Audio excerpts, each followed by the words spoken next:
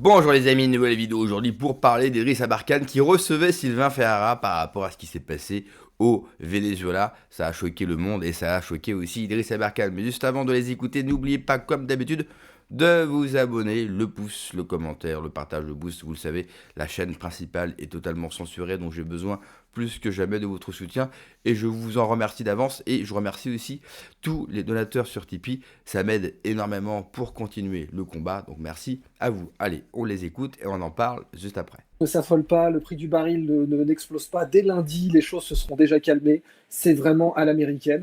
Vous ajoutez à ça, bien sûr, que le Pizza Index du Pentagone a une fois de plus fait le taf, hein. C'est-à-dire que c'était complètement confirmé par le Pentagone Pizza Index qu'il y allait avoir une opération. Et on l'a vu, cette opération. Et donc, bon, quelle opération? Alors, Maduro, séquestré, attrapé, une opération avec des Chinook qui volaient pas tant que ça en basse altitude, du Chinook et du Black Hawk. Vous avez une très bonne vidéo d'Ateshue d'ailleurs, hein, je vous la recommande vivement. Ateshue a fait une vidéo sur tout l'aspect tactique de cette opération qui mérite complètement d'être vue, je vous la recommande. Et il explique à quel point ça a été fait avec précision. Bien sûr, Ateshue s'interdit de faire de la grande géopolitique. C'est pas qu'il en est pas capable, il en est tout à fait capable, mais il ne veut pas le faire pour l'éditorial de sa chaîne, et je pense qu'il a raison. N'oubliez pas de le soutenir. Je vous rappelle que c'est quelqu'un qui a été accusé complètement à tort d'intelligence avec l'ennemi, il fait des trucs complètement bidons. Donc vous devez le soutenir et sa vidéo est très bonne. Donc vous avez une opération vraisemblablement des Delta Force. Delta Force, c'est le haut du panier, hein, c'est au-dessus des Navy Seals, c'est au-dessus des Rangers, etc. S'est assuré de la personne, comme on dit, qui s'est assuré de la personne de Maduro et de sa femme, ça aussi. C'est très curieux. Pourquoi sa femme? Et Trump a annoncé qu'il allait contrôler le Venezuela. Ça y est, hein, donc tout le décorum sur la drogue, etc., ça s'est passé, on n'en parle plus. C'est on va contrôler le Venezuela.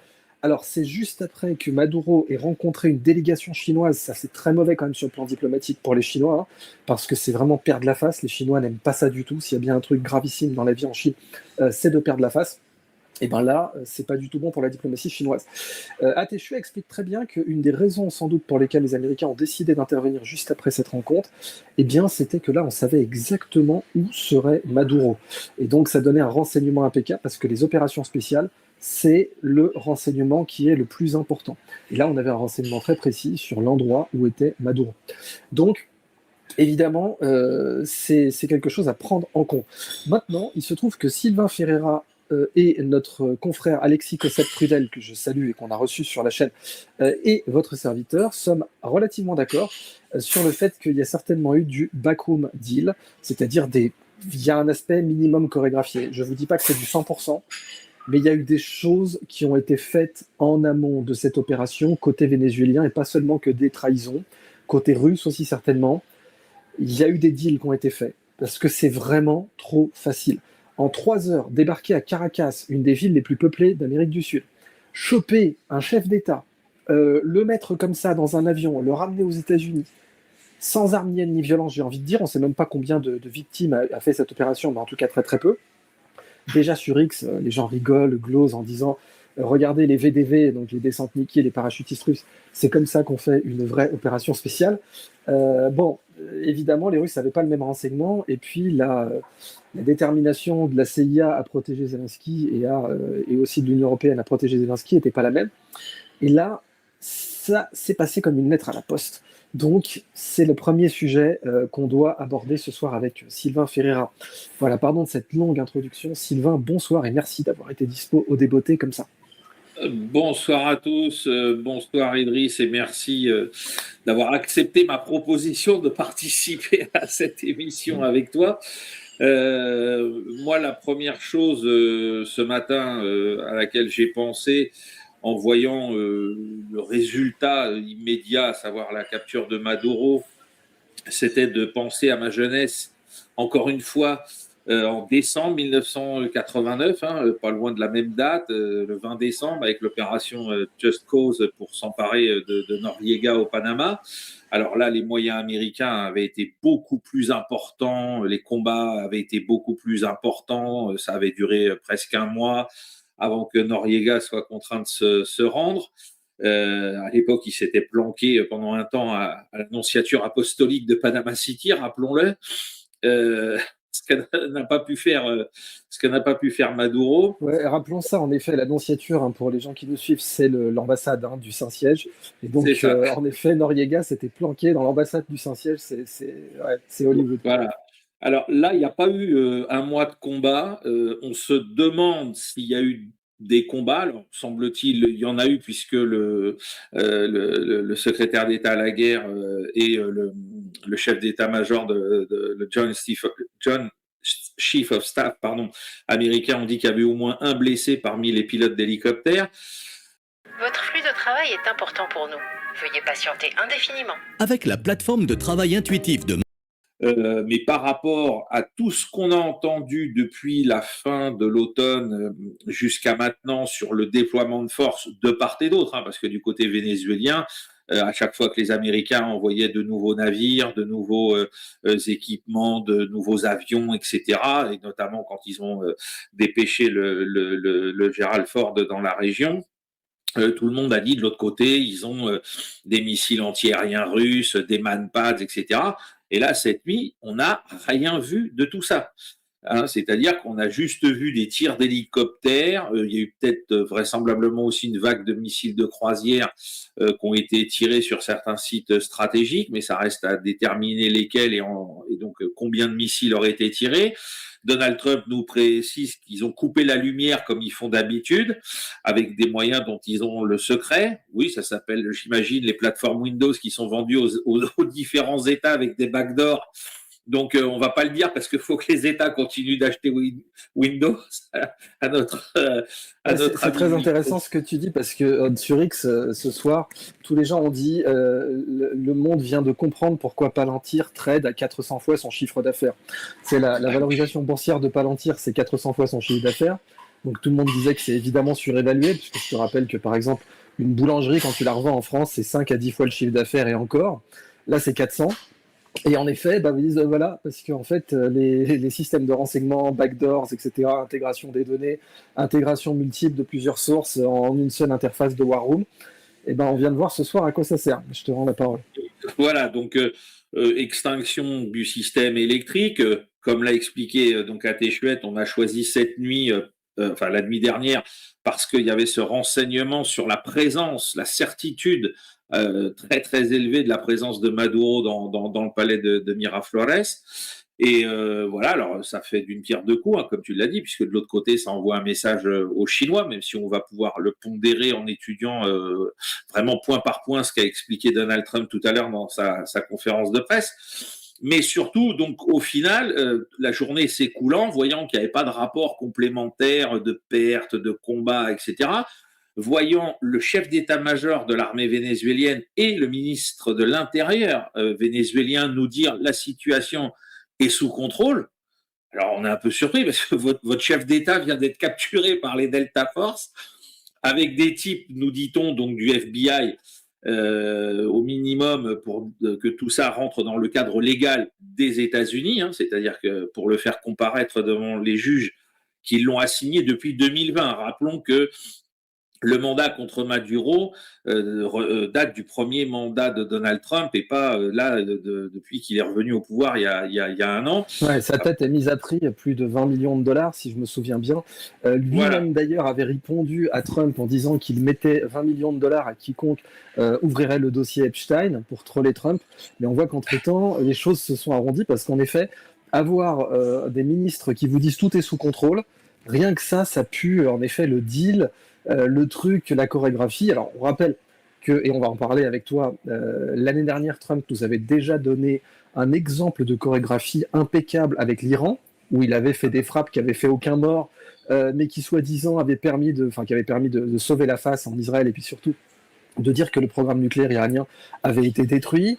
Trump est un fan de catch, les gens de notre génération se souviennent de cette scène qu'il avait faite avec Vince McMahon, le patron de la World Wrestling Entertainment, où il avait fait un coup de catch, il lui avait fait pas un souplex mais une corde à linge, etc. Est-ce que, première question que j'ai à te poser, Sylvain, est-ce qu'on n'est pas là quand même dans un certain niveau de chorégraphie et de catch, même si on l'annonce, mais voilà, toutes ces choses-là. Ouais. Dans le discours de Donald Trump, on a l'aveu que c'est du catch, quoi. C'est-à-dire que it was a spectacular operation, the greatest since World War II. Alors là, moi, j'imagine les types qui ont vécu le débarquement à Incheon en Corée.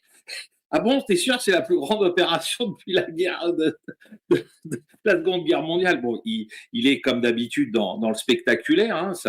Je pense que la seule personne qu'on regrettera de ne plus être là, c'est Guy Debord, parce que ça aurait été pour lui un biscuit quotidien que de nous décrypter le show de Donald Trump.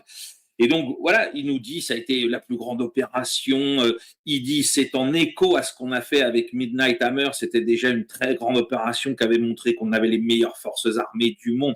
Enfin, donc, il joue la surenchère spectaculaire, mais vraiment jusqu'au bout. Alors, comme d'habitude, je rappelle à nos téléspectateurs que pour nous, Français, ça paraît complètement ridicule parce que tout ça est très loin de nos standards culturels. Mais pourquoi Trump en fait des tonnes? Parce que Trump, il est dans le rapport de force. C'est un showman. Regardez le film qui a été tourné sur lui il n'y a pas longtemps, The Apprentice. Certains vont dire que ce film en fait trop, mais bien au contraire.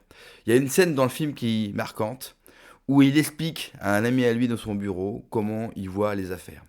Il lui dit à un moment donné, tu attaques, tu attaques, tu attaques, tu attaques et tu attaques. Peu importe ce que tu subis, tu ne perds pas, il n'y a pas de défaite. Tu attaques, tu attaques, tu attaques. Trump, c'est un homme d'affaires.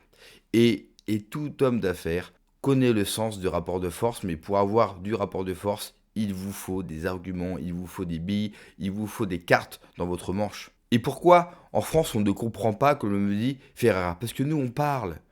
Nous, on est les rois de la parlotte. Nous, on ne fait que parler. Nous n'avons plus aucune notion du rapport de force. Nous n'avons plus aucune notion de la violence. Nous, on croit encore qu'il y a le droit international, qu'il y a des droits de l'homme, qu'il y a des règles. Il n'y a pas de règles. Il n'y a pas de méchants. Il n'y a pas de gentils. Il y a seulement des intérêts privés, des intérêts publics, des intérêts nationaux. Avant que Trump arrive au pouvoir, il y avait une inflation importante aux États-Unis qui a été mal vécue par le peuple américain. Et autre facteur, qui est le facteur peut-être le plus important pour les Américains, c'est le prix de l'essence, le prix du gallon d'essence.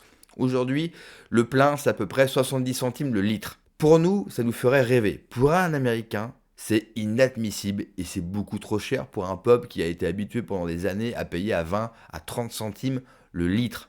Et les Américains qui font semblant de s'offusquer de cette opération sont, au fond d'eux, extrêmement contents parce qu'ils savent toutes les répercussions positives que ça va leur apporter. Trump, lui, c'est America First. Et tout le monde a cru que c'était la fin de l'Empire. D'ailleurs, sur Internet, en France, on vous a vendu que Trump n'était pas un impérial et qu'il allait rentrer, comme les autres, sagement dans le concert des nations. Que nenni. Vous pensez vraiment que la délégation chinoise n'était pas au courant? Vous pensez vraiment que cette opération n'a pas été en accord avec les Chinois et les Russes? Vous pensez vraiment qu'à ce niveau-là, vous vous permettez de faire une telle opération sans prévenir les autres géants qui jouent dans la même cour que vous? C'est le signal aux deux autres gros empires pour leur dire vous allez pouvoir faire ce que vous voulez dans votre zone géographique et ensuite on va se bagarrer économiquement, mais votre zone vous appartient et on ne dira rien et on ne viendra pas vous emmerder. Nous en France, dans la plupart des analyses qui ont été faites sur Trump depuis des mois, on a été tellement naïfs. On a cru que America First, c'était la fin de la pensée impériale américaine. Et Trump, dans une opération qui a duré 2 heures, a dit qu'ils allaient prendre le Groenland, Cuba, Colombie, ils viennent de prendre le Venezuela. C'est pas la fin de l'Empire. America First, ça veut dire je vais tout faire pour relancer l'économie américaine par l'industrie, car l'économie américaine, comme beaucoup d'économies en Occident, a pris du plomb dans l'aile parce que nous avons envoyé nos usines ailleurs, les Américains ont fait la même chose. Et Trump, il avait besoin d'une énergie pas chère et abondante pour relancer son industrie. Et dans le même temps, il va stabiliser le pétrodollar qui était attaqué par notamment les BRICS. Là aussi, qu'est-ce que j'ai pas entendu sur les BRICS qui étaient le renouveau du monde et qui était la nouvelle puissance? Trump, encore une fois, par son coup d'éclat, par son rapport de force, il rappelle au monde que la première puissance, c'est encore eux.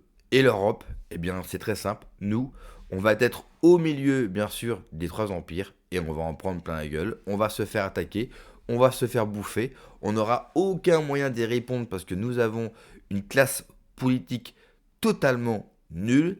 Et en plus de ça, si vous prenez l'opposition ou le camp national ou la dissidence, appelez-la comme vous voulez, eh bien nous, hormis les grands discours et les grands raisonnements, nous sommes incapables de passer à l'action et d'avoir une véritable pensée stratégique. Merci d'avoir regardé la vidéo les amis, n'oubliez pas de vous abonner, le pouce, le commentaire, le boost également, tout ça vous le savez, c'est extrêmement important. Prenez soin de vous, que Dieu vous protège. Allez, ciao.